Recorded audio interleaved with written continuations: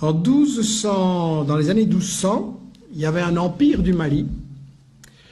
Il avait été fondé par Soundiata Keïta. L'empire du Mali avait un État fédéral très organisé, avec un parlement. T'imagines, dans les années 1200, un parlement. En Europe, on va juste attendre 6 ou 7 siècles pour arriver à cette chose-là. Et l'État était très organisé, avec une armée, avec un système d'enseignement, avec un trésor public. Il organisait l'extraction et la vente de l'or. Il développait l'agriculture, coton, arachide. Il y avait des centres universitaires extrêmement célèbres à Tombouctou, à Géné ou à Ségou.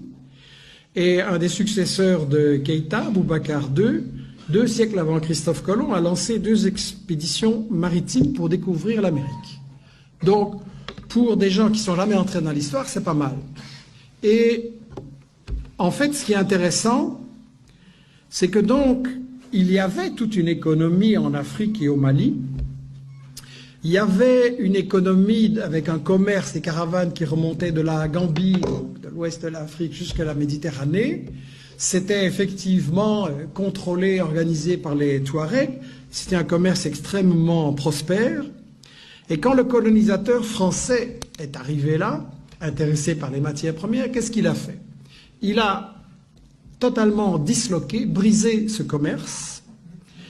Pour gérer le commerce et l'économie, il a importé des Libanais et des Grecs. Et ensuite, la grande démocratie française, qu'est-ce qu'elle a fait? Elle a assassiné des milliers de professeurs de langue arabe. Pourquoi? Parce que ce commerce entre toutes ces régions et tous ces pays, quand vous faites du commerce, vous avez besoin d'une langue que tout le monde comprend. Aujourd'hui, c'est l'anglais. Vous voulez faire du commerce, c'est l'anglais. Et à ce moment-là, c'était l'arabe. Et donc, si on voulait détruire ce commerce et que tout soit pour l'exportation vers la France, on a massacré des milliers de professeurs d'arabe à l'époque.